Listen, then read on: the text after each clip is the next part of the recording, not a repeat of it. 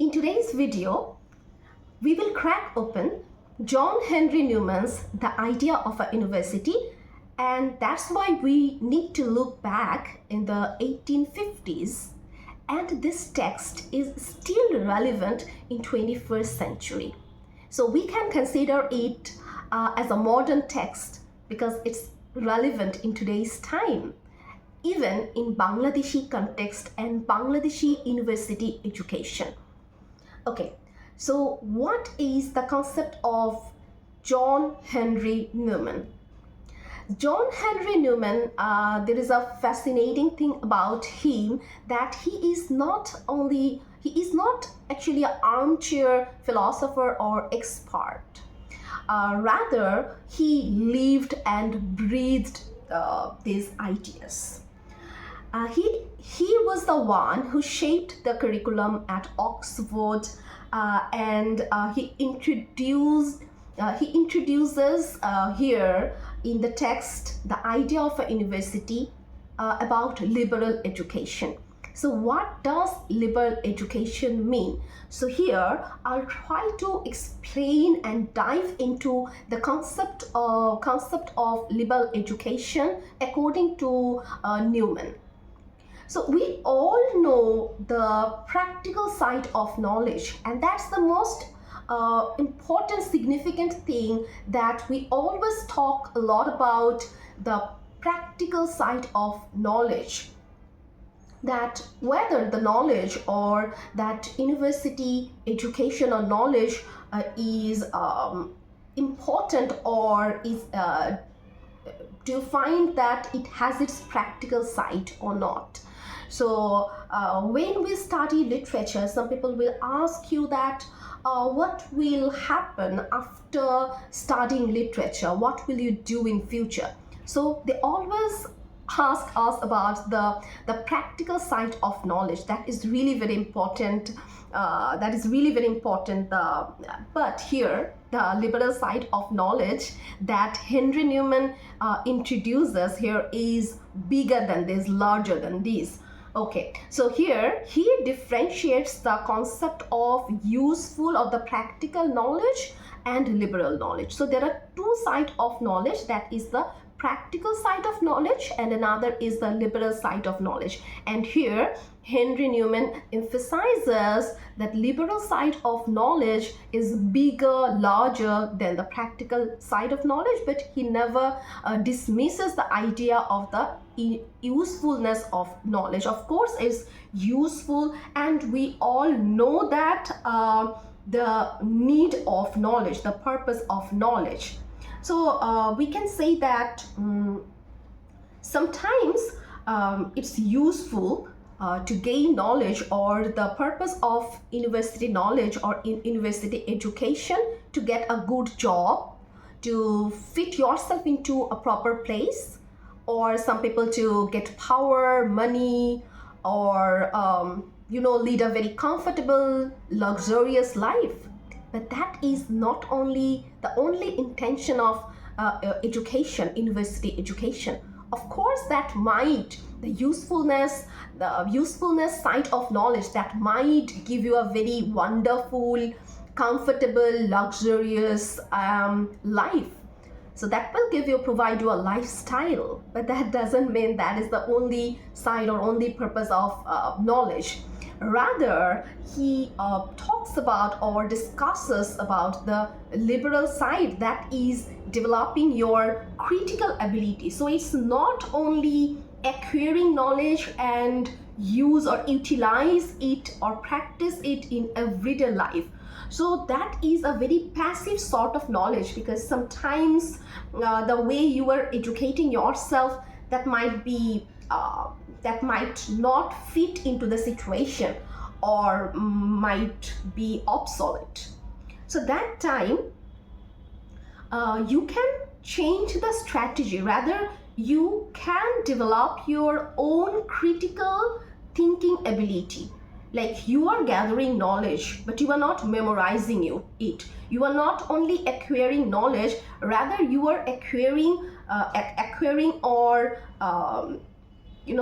storing knowledge from different sources. But after collecting or accumulating all knowledges, then you develop your own way of thinking. That is called the critical thinking ability. So in modern time, we emphasize or highlight a lot about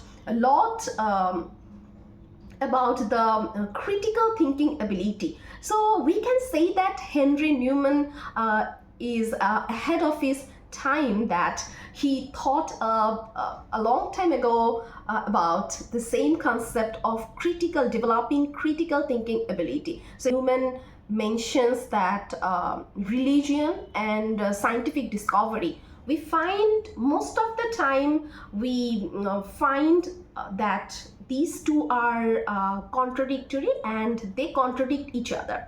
For example, if anyone are truly the believer of religious dogma, they are mostly against scientific discovery or science, or some scientists or who are truly dedicated to science or scientific discovery, they sometimes overlook the spirituality, or they overlook the importance, the significance of religion.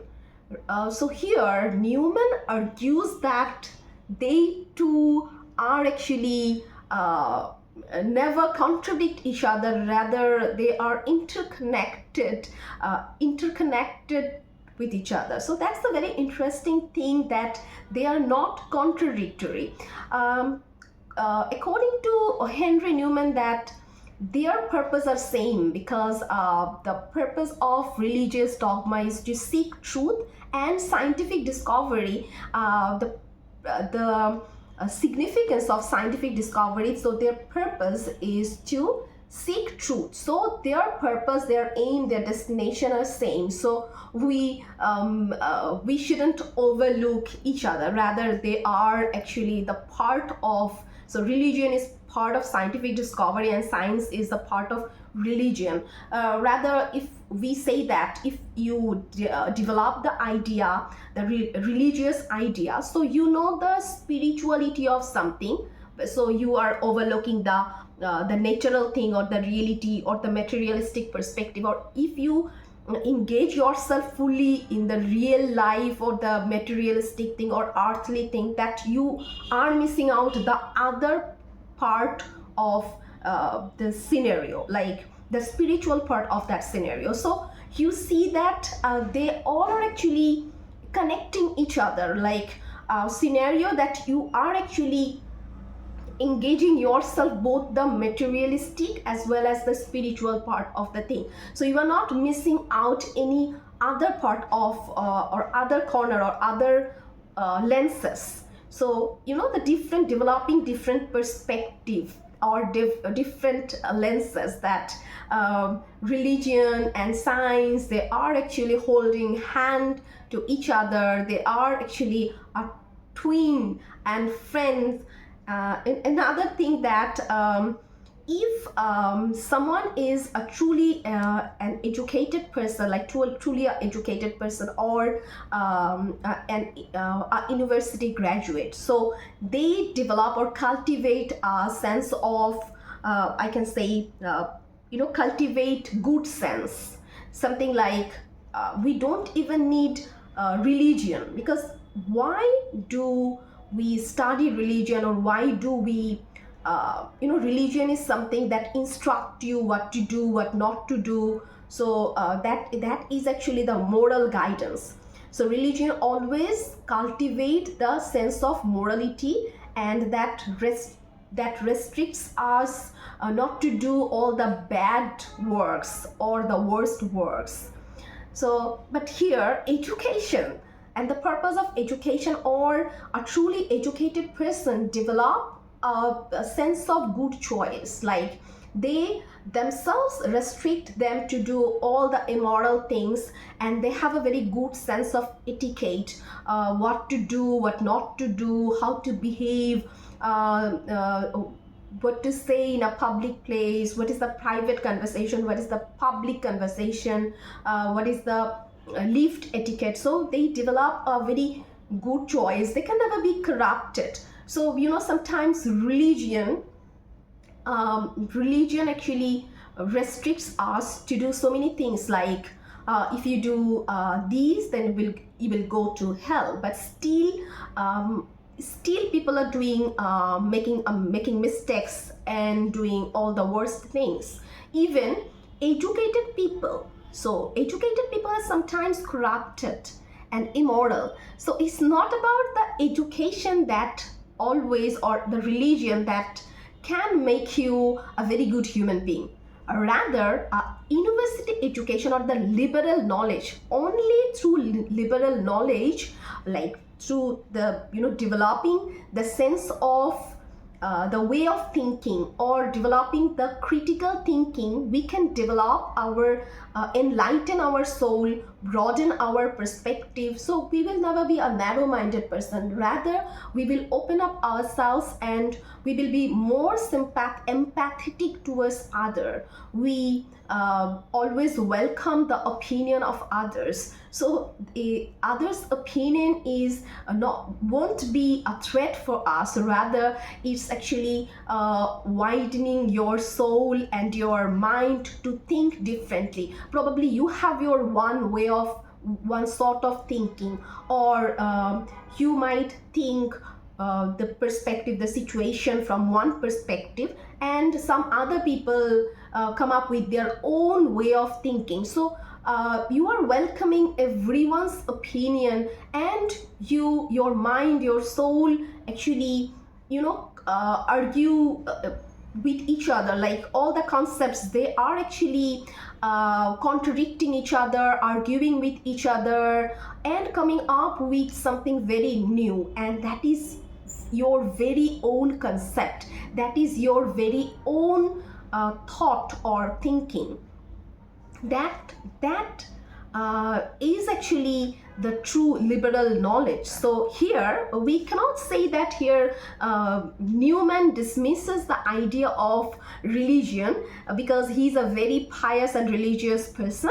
Rather, he is mentioning that truly liberal, the person, an educated person, or the idea of a university that gives you the opportunity to get liberal knowledge, that develops the sense of thinking, and that enlightens your soul, widens your thought process, develops your critical thinking, or gives you a critical thinking ability, or gives you the good sense, and restrict your we have our negative impulses, so restrict you to do something bad, something worst. So it's not about the punishment or this sort of things, the religious dogma that can sometimes restricts us or constrains us to do something bad. Rather, you develop your sense of understanding that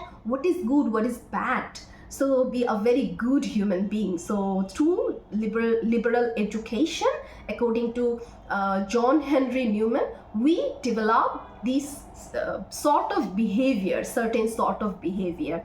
So that's what liberal education means.